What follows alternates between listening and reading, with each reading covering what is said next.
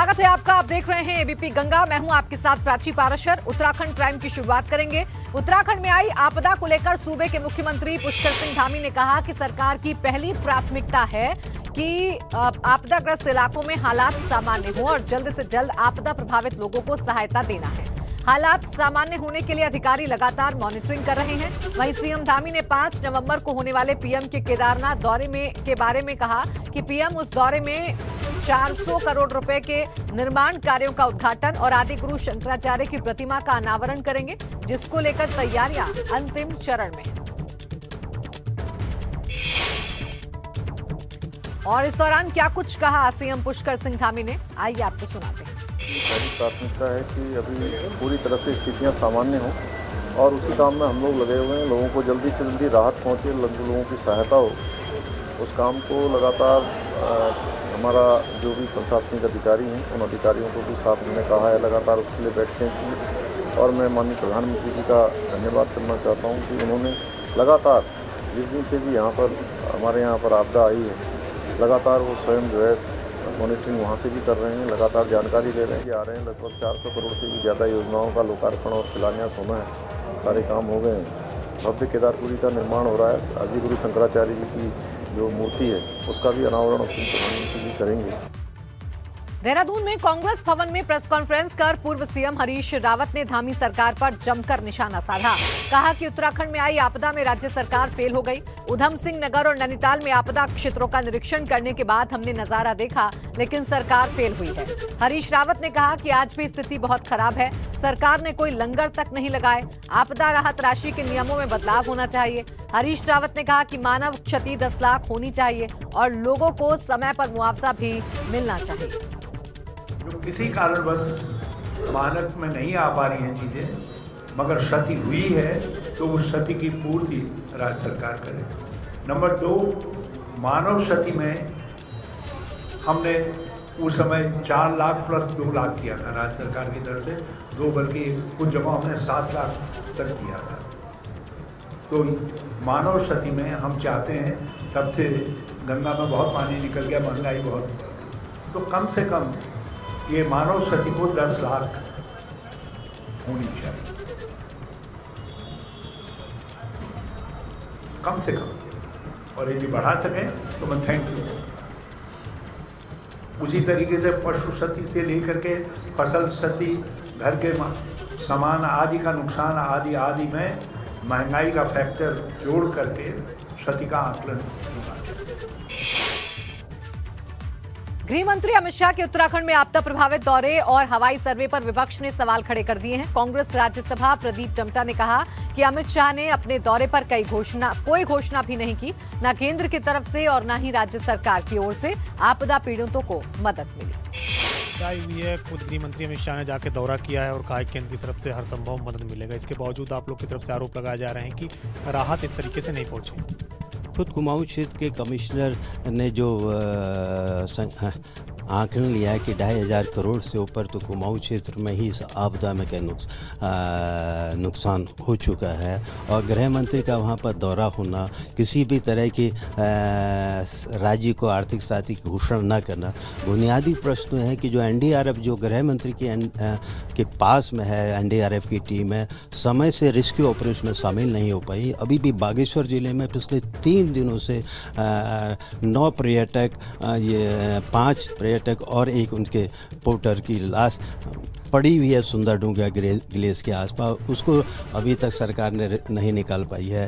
तो एक तरह से राज्य की आपदा के प्रति जो भारतीय जनता पार्टी का और केंद्र सरकार का रवैया था, वो कुछ भी सार्थक रूप से उत्तराखंड को इस संकट की घड़ी में न दे पाया, न आश्वस्त कर पाया, न उनके घाव में मरहम लगा पाया। इसलिए कांग्रेस सवाल कर रही है कि आखिर गृह मंत्री का दौरा सिर्फ हवाई विजिट के लिए था या राज्य के इस आपदा के संकट काल में लोगों को राहत देने के दिश को था। तो राहत तो कुछ मिली नहीं। हाँ, जरूर आपके हवाई दौरों के लोगों ने जरूर देखा।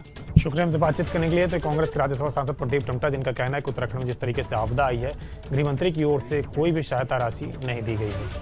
रोशन वीरपाल के साथ अविनाश तिवारी, एबीपी गंगा, दिल्ली। उत्तराखंड की राजनीति में उथल-पुथल और खींचतान का दौर जारी है। जहां भाजपा कांग्रेस के कई लोगों को अपनी ओर करने में कामयाब रही, तो कांग्रेस भी बीजेपी में सेंध लगाने में कामयाब रही। और इस बीच उत्तराखंड के पूर्व मुख्यमंत्री हरीश रावत ने हरक सिंह रावत से फोन पर बात की है। इस बातचीत के दौरान हरीश रावत ने कहा कि आपदा में तो सांप नेवला भी साथ हो जाते हैं। उधर कांग्रेस राज्यसभा सांसद प्रदीप टम्टा ने भी हरक सिंह रावत पर तंज कसा। आप सांप नेवले में इंटरेस्टेड हैं और मैं इस मामले में इंटरेस्टेड हूँ कि संकट का समय है राज्य के लोगों की भलाई के लिए। यदि हम एक दूसरे के साथ विचारों का आदान प्रदान कर सकते हैं तो मुझको इन लोगों ने ज़बरदस्ती जो है बड़ा भाई तो बना दिया है, तो मैंने भी बड़े भाई की भूमिका अदा कर दी। मैंने उनको भी मिलाया, मुख्यमंत्री को भी मिलाया। तो मैं समझता हूँ जो उन्होंने 4.5 साल की निराशा व्यक्त की है वो एक प्रकार से अप्रत्यक्ष रूप से उन्होंने कहा है कि भाइयों माफ़ करिएगा, जो हमने अपराध किया था उसके परिणाम स्वरूप ये पापपूर्ण जो सरकार आई सत्ता में उसने राज्य को बर्बाद कर दिया और उससे मैं भी निराश हूँ। हरीश रावत जी ने जो उन पर मेन आरोप लगाया था और जो उत्तराखंड की जनता का भी ऐसे कि उन्होंने लोकतंत्र को तोड़कर लोकतंत्र की एक जो हत्या की थी उसका माफ़ किया था, उसका प्रायश्चित उन्होंने नहीं किया। और उस वीडियो में भी उन्होंने कहा कि मैं उस बात के लिए माफ़ी नहीं मांग रहा हूँ, हरीश रावत बड़े भाई हैं इसलिए माफ़ी मांग रहा हूँ। तो बड़े और छोटे भाई का तो कोई अर्थ ही नहीं है। महाभारत में युधिष्ठिर और दुर्योधन दोनों भाई थे, इतना बड़ा संग्राम चल गया। सवाल है हरीश रावत जी का जो कल का फ़ोन है वो एक निश्चित संदर्भ में था कि जहां आपदा आई हुई है, वनग्राम है और वो वहां के वन मंत्री होने के कारण बहुत सी लोगों को दिक्कत आ रही है, उस संदर्भ में उन्होंने फ़ोन किया। लेकिन जो राजनीतिक निहितार्थ लोग लगाने की कोशिश कर रहे हैं, बुनियादी प्रश्न वहीं पर बैठा बना हुआ है कि जिन लोगों ने उत्तराखंड राज्य में लोकतंत्र की हत्या करके कांग्रेस की सरकार को स्थिर नहीं किया था, उत्तराखंड के विकास को अवरुद्ध किया था, वो महापाप तो अभी भी धुला हुआ नहीं है। उत्तराखंड कांग्रेस के नेताओं को दिल्ली कांग्रेस हाईकमान ने बुलाया है। कल यानी 26 अक्टूबर को कांग्रेस के वरिष्ठ नेता दिल्ली जाएंगे और सोनिया गांधी से मुलाकात करेंगे, जिनमें प्रदेश अध्यक्ष गणेश कोदियाल, हरीश रावत, प्रीतम सिंह और प्रदेश प्रभारी देवेंद्र यादव भी जाएंगे। चुनाव के मद्देनजर भी खास रणनीति बन सकती है। प्रदेश में आई आपदा के हालातों की जानकारी भी देंगे कांग्रेस हाईकमान को। दिल्ली दौरे ये सामान्य बात है कि हमारे राष्ट्रीय अध्यक्षा ने सभी प्रदेश कांग्रेस कमेटियों के अध्यक्षों को और प्रभारी गणों को वहाँ पर एक बैठक के लिए बुलाया है। ये सामान्य प्रक्रिया है। ये अलग बात है कि हमारे प्रदेश में बहुत ही निकट समय में चुनाव है, तो हो सकता है चुनाव के बारे में कोई वार्ता हो। मैं पूरी तैयारी के साथ वहाँ जा रहा हूँ। निश्चित रूप में पूछेंगे उत्तराखंड में आपदा का से क्या स्थितियाँ हैं, कितने लोग प्रभावित हैं, सरकार कैसे काम कर रही है, आप क्या कर रहे हो, संगठन क्या कर रहा है। उत्तराखंड में पहाड़ी इलाकों में बर्फबारी होने से शीतलहर का प्रकोप शुरू हो गया है। हम आपको तस्वीरों के जरिए दिखाते हैं कि किस तरीके से शीतलहर जो है वो शुरू हो चुकी है। ये 3 तस्वीरें हम आपको दिखा रहे हैं। पहली तस्वीर है जोशीमठ की, जहां भारत चीन सीमा पर भारी बर्फबारी देखी गई। दूसरी तस्वीर है केदारनाथ धाम की और गंगोत्री में भी बर्फबारी हुई। हालांकि गंगोत्री में आज सुबह मौसम जरूर साफ हो गया।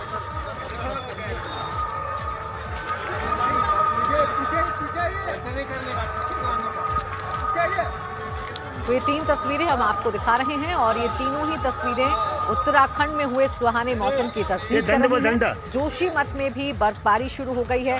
केदारनाथ धाम में भी बर्फबारी का लुत्फ वहां पहुंच रहे श्रद्धालु और सैलानी उठा रहे हैं। उत्तर काशी में भी बर्फबारी हुई। हालांकि आज सुबह यहां पर जो मौसम है वो जरूर सामान्य है। और अब आपको 2 और तस्वीरें हम दिखाएंगे, जहां पर आप देखेंगे कि किस तरीके से बर्फबारी से मौसम खुशनुमा हो गया है। पहली तस्वीर है उत्तरकाशी की, जहां 3000 मीटर से अधिक ऊंचाई वाले इलाके में बर्फबारी हुई है और अब बर्फबारी से पहाड़ियां ढक गई हैं। केदारनाथ धाम में भी हो रही जबरदस्त बर्फबारी ने ठंड को बढ़ा दिया है और देखिए कितनी भारी बर्फबारी हो रही है, वो ये तस्वीरें बताने के लिए काफी है।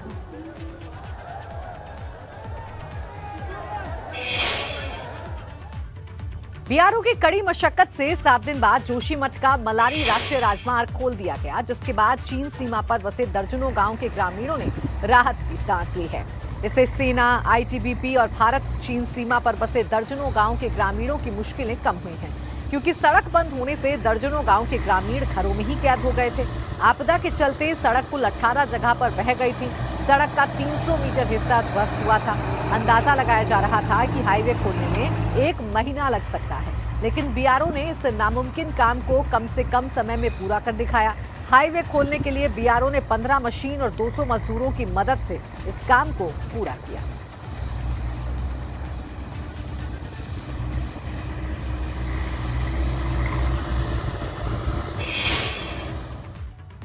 नैनीताल में 18 और 19 अक्टूबर को आई विनाशकारी बरसात से नैनी झील में जल प्रलय आया, जिससे झील में खड़ी नाव टकराकर 40% तक क्षतिग्रस्त हो गई।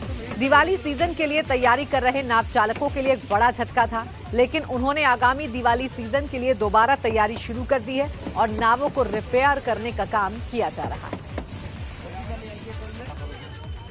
देखिए सर, 24-36 घंटे की बारिश में इतनी तबाही आई कि हमारे ये नैनीताल में हमारी बोटें जो हैं 40% डैमेज हो चुकी हैं। हम इनको जल्दी निकाल के अभी 2-4 दिन की धूप मिल जाए, इनको थोड़ा सा रिपेयरिंग हो जाए और हमारा ये अक्टूबर-नवंबर का जो कस्टमर है ये फिर आना स्टार्ट हो जाए, इनके लिए हम रंग रोगन का कार्य कर रहे हैं और जल्दी से जल्दी तैयार करने की कोशिश कर रहे हैं। और अगली बड़ी खबर नैनीताल से, जहां नैनी झील में शव मिलने से हड़कंप मच गया है। पुलिस ने नाव से शव को बाहर निकाला। 20 अक्टूबर को लापता हुआ था युवक, जिसका शव नैनी झील से बरामद किया गया है।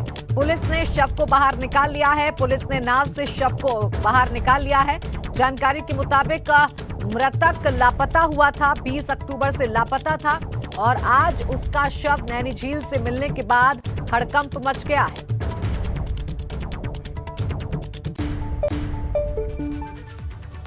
देहरादून से संचालित होने वाली तकरीबन 16 ट्रेनें अगले 4 दिनों तक प्रभावित रहेंगी, जिससे ट्रेन से सफर करने वाले यात्रियों को दिक्कतें उठानी पड़ सकती हैं। ज्यादातर ट्रेनें कल से 19 अक्टूबर तक प्रभावित रहेंगी। ट्रेनें रद्द होने की वजह से कई यात्रियों को पहले से ही बुकिंग कराए गए टिकट कैंसिल कराने पड़ रहे हैं, जिससे यात्रियों को रिफंड लेने में रेलवे बुकिंग काउंटर पर ही आना पड़ रहा है। दरअसल हरिद्वार लक्सर रेलवे रेलखंड के बीच इंटरलॉकिंग से जुड़े निर्माण कार्यों के चलते इन ट्रेनों पर रोक लगाई गई है। इनमें खासकर नई दिल्ली मसूरी एक्सप्रेस, देहरादून अमृतसर एक्सप्रेस, देहरादून नई Delhi Janshatabdi express, Dehradun Kathgodam Janshatabdi express, Dehradun Ujjain express, Dehradun Indore express समेत सहारनपुर पैसेंजर ट्रेन प्रभावित होगी। अभी फिलहाल जो है लक्सर में नॉन इंटरलॉक का कार्य होगा और जो लक्सर हरिद्वार के बीच में डबल लाइन में, तो उसकी वजह से आज से तो जो 43-74 जो देहरादून सहारनपुर मेल एक्सप्रेस है वो बंद है केवल आज से। बाकी गाड़ियाँ आएंगी। कल से कुछ गाड़ियाँ जो है, कल से काफ़ी गाड़ियाँ कैंसिल हैं। 20 तारीख से 28 तक फुली कैंसिल है। ट्रेन से सफर करने वाले यात्रियों को अगले 4 दिनों तक दिक्कतों का सामना करना पड़ सकता है, क्योंकि देहरादून से तकरीबन 16 ट्रेनों के संचालन पर रोक लगाई गई है। हरिद्वार लक्सर के बीच इंटरलॉकिंग के काम चल रहे हैं। इसके अलावा अन्य रेलवे ट्रैक पर निर्माण कार्य चल रहे हैं, जिसकी वजह से 16 ट्रेनों के संचालन पर फिलहाल रोक लगा दी गई है। तो ये कहा जा सकता है कि जो यात्री त्योहारी सीजन में यानी कि दिवाली के वक्त अलग अलग जगहों पर अपने घरों का रुख करने के विचार कर रहे हैं, तो वो ट्रेन से ना जाएं और अन्य जो यात्री चीज़ें हैं या बस हैं या अन्य चीज़ें हैं उनसे फिलहाल संचालित उनसे अपने घरों को ले जा सकते हैं। तो कहीं ना कहीं साफ तौर पर इस तरह की दिक्कतें लोगों को आ सकती हैं, क्योंकि त्योहारी सीजन है और इस वक्त भारी संख्या में यात्री अपने अपने घरों को रुख करते हैं। तो इन तमाम चीज़ों को देखा जाए तो फिलहाल अगले 3 दिनों तक रेलवे स्टेशन देहरादून से इन 16 ट्रेनों का संचालन नहीं होगा, जिस वजह से यात्रियों को कुछ दिक्कतों का सामना करना पड़ सकता है। देहरादून से सहयोगी क्रिस्टोफर लॉरेंस के साथ पंकज राणा, एबीपी गंगा। पौड़ी के सतपुली में संयुक्त अस्पताल और आवासीय भवनों की हालत काफी जर्जर हो चुकी है। लोग, डॉक्टर्स और स्टाफ खतरे की जद में रहने को मजबूर हैं। दरअसल पुस्ते की दीवार गिरने से अब आवासीय भवनों पर भी बड़ा खतरा मंडरा रहा है। तो एक्चुअली क्या है कि खतरा तो किसी भी चीज़ का हो सकता है कि अब ऊपर से अभी तो थोड़ा मलबा आया है कि छोटे छोटे पत्थर आए हैं और मिट्टी आई है। कल के दिन अगर ज़्यादा ऊपर से बड़े पत्थर आ जाते हैं, उस चीज़ को ये देखते हुए कि ये पुस्तक का निर्माण हो जाए जल्दी से और ऊपर जो भी ट्रीटमेंट है इसका वो किया जा सके। 2022 में होने वाले विधानसभा चुनाव को लेकर सभी राजनीतिक पार्टियों ने अपनी तैयारियों को अंतिम रूप देना शुरू कर दिया है।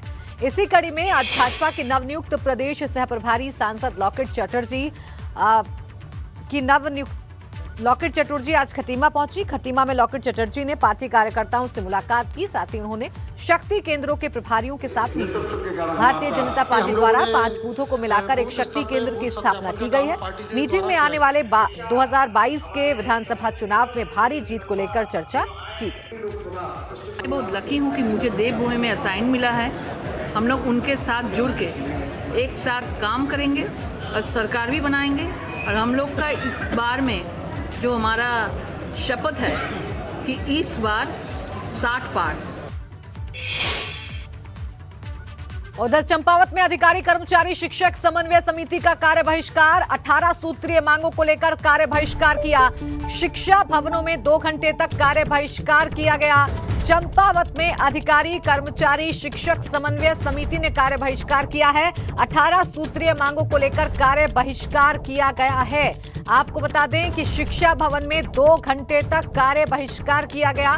अपनी मांगों को लेकर 18 सूत्रीय मांगे हैं, जिसको लेकर ये विरोध जताया गया है और कार्य बहिष्कार किया गया है।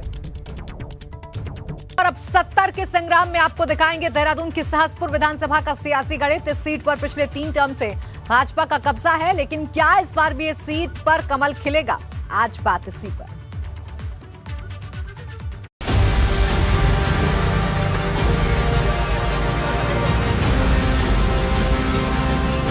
देहरादून की सहसपुर विधानसभा सीट से भाजपा के सहदेव पुंडीर विधायक पिछले 3 चुनाव से इस सीट पर भाजपा का कब्जा है। राज्य गठन के बाद से ये सीट अनुसूचित जाति के लिए आरक्षित थी। 2002 के विधानसभा चुनाव में कांग्रेस के साधुराम की जीत हुई थी, मगर 2007 में साधुराम को भाजपा के राजकुमार ने पटखनी दी थी।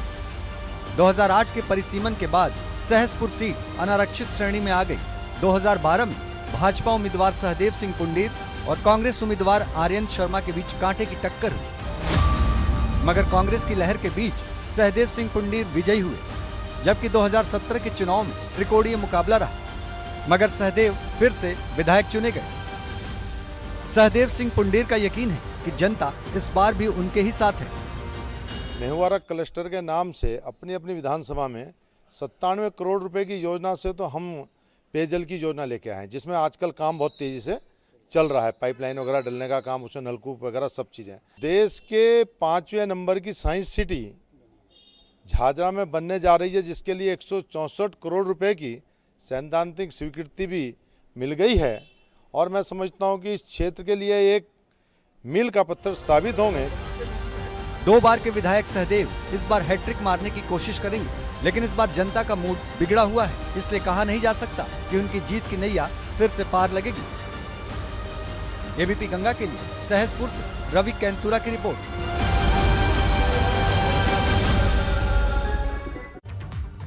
और अब आपको दिखाते हैं 2017 में जब चुनाव हुआ तो नतीजा क्या रहा था। 2017 के चुनाव में भाजपा के सहदेव सिंह पुंडीर चुनाव जीत गए थे। उन्होंने कांग्रेस के किशोर उपाध्याय को चुनाव हरा दिया था।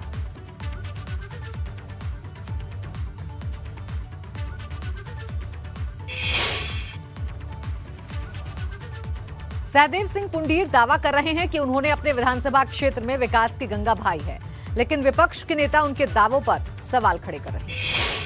अगर आप सहसपुर विधानसभा में देखेंगे तो लगभग जो है हमने राज्य सेक्टर से और रिन्यूअल में चारों तरफ सड़कों का जाल बिछा है। कुछ सड़कें रह गई हैं, उनको भी हम लोग पूर्ण कर रहे हैं। वहाँ बेरोजगारों के लिए कोई रोजगार मिला है, और वहाँ जो सड़कों का क्या बुरा हाल है, वहाँ कोई सड़कों का निर्माण नहीं हुआ है। पिछले 5 साल में जो काम अधूरे रह गए थे, जो हमने अपनी कांग्रेस के कार्यकाल में प्रारंभ किए थे, किसी पर भी कोई काम नहीं हुआ। और अब आपको दिखाते हैं कि सहसपुर की जनता के बड़े मुद्दे क्या हैं। विधानसभा क्षेत्र में फैली हुई गंदगी और कूड़ा एक बड़ा मुद्दा है। इसके साथ ही साथ कई क्षेत्रों में पानी की सप्लाई का सुचारू न होना, नालों में जलभराव और गंदगी की समस्या है। कई क्षेत्रों में संपर्क मार्गों की खस्ताहाल स्थिति है और मानसून में नालों से जलभराव होना भी एक समस्या है। अब आपको दिखा देते हैं कि सहसपुर की जनता विधायक के काम से कितना खुश है। 4 साल होने के बाद ना तो कोई यहाँ पे आज तक पानी की कोई सुविधा मुहैया कराई सरकार ने, ना विधायक जी ने इस और अपना ध्यान आकर्षित किया। वो किसके यहाँ किसका काम कर रहे होंगे, किसके यहाँ जा रहे होंगे, किससे मिल रहे होंगे, किससे हमें कोई मतलब नहीं। जब हमारा ही काम नहीं हुआ तो हम तो कहें किसी का काम कराइए। आप देख सकते हैं कि यहाँ पे जो स्थिति है ये है कि जो गरीबों के मकान दिए जा रहे हैं उसमें भी कमीशन खाई जा रही है। और इसी के साथ 70 के संग्राम में इतना ही। आप देखते रहिए एबीपी गंगा।